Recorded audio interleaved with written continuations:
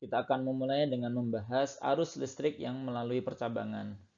Misalnya kita punya suatu rangkaian di mana kita punya sebuah kawat yang dialiri arus I1 memasuki percabangan dan dari percabangan itu keluar kawat yang lainnya yang dilewati oleh I2 dan I3. Maka besarnya arus I1 itu akan sama dengan arus I2 ditambah dengan I3. Kemudian jika kita punya I1 dan I2 yang memasuki percabangan lalu keluar I3, maka besarnya I1 ditambah dengan I2 itu akan sama dengan I3. Sedangkan jika kita punya I1 dan I2 yang memasuki percabangan lalu keluar dari percabangan itu I3 dan I4, maka besarnya I1 ditambah dengan I2 itu akan sama dengan I3 dan I4. Ini karena berlaku konservasi atau kekekalan muatan. Sehingga besarnya arus yang memasuki suatu percabangan itu akan sama dengan besarnya arus yang meninggalkan percabangan itu. Ini adalah hukum Kirchhoff pertama atau hukum Kirchhoff tentang arus. Sekarang mari kita diskusikan rangkaian resistor yang tersusun secara seri.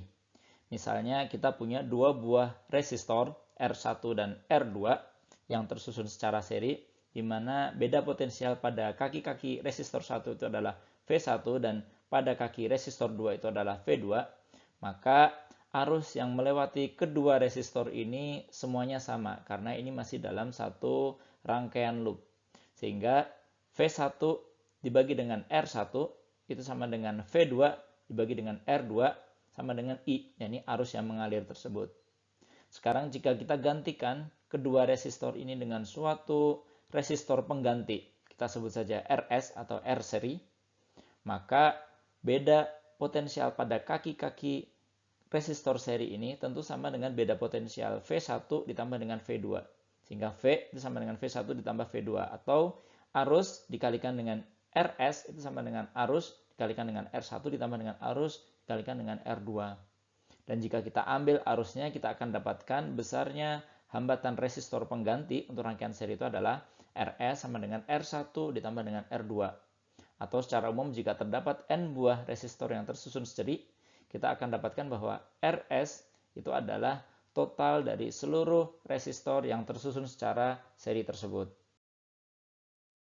Sekarang kita akan meninjau beberapa resistor yang tersusun secara paralel. Misalnya kita punya 3 buah resistor R1, R2, dan R3 yang tersusun paralel. Kemudian arus yang melewati resistor 1 itu adalah I1, kemudian arus yang melewati R2 itu adalah I2, dan arus yang melewati R3 itu adalah I3. Maka beda potensial pada semua kaki resistor ini itu semuanya sama, yaitu V saja. Sehingga I1 dikalikan dengan R1 itu sama dengan I2 dikalikan dengan R2, dan itu sama dengan I3 dikalikan dengan R3, yakni besarnya V. Lalu jika ketiga resistor yang tersusun paralel ini kita ganti dengan suatu resistor pengganti, kita sebut saja RP atau resistor paralel, maka kita bisa dapatkan bahwa arus yang melewati resistor paralel ini, kalau kita gunakan hukum Kirchhoff 1, arus yang melewati percabangan itu sama dengan arus yang keluar dari percabangan, maka I ini itu akan sama dengan I1 ditambah dengan I2 ditambah dengan I3.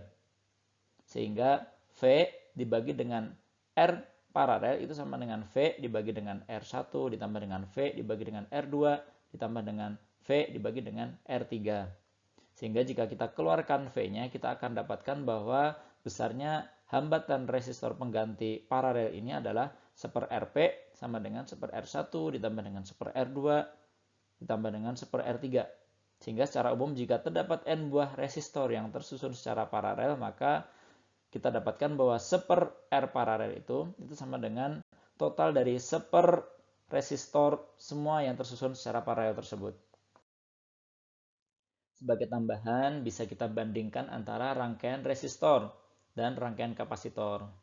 Di mana jika tersusun secara seri, pada resistor itu hambatan penggantinya dapat kita peroleh sebagai R seri itu sama dengan R1 ditambah dengan R2 tambah R3 dan seterusnya.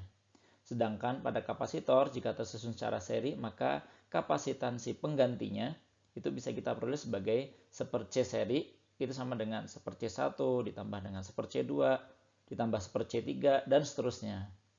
Sedangkan jika tersusun secara paralel, maka pada resistor itu hambatan penggantinya bisa kita peroleh sebagai 1/R paralel itu sama dengan 1/R1 ditambah dengan 1/R2 ditambah dengan 1/R3 dan seterusnya. Sedangkan pada kapasitor, maka kapasitansi kapasitor penggantinya itu bisa kita peroleh sebagai C paralel sama dengan C1 ditambah dengan C2 ditambah dengan C3 dan seterusnya.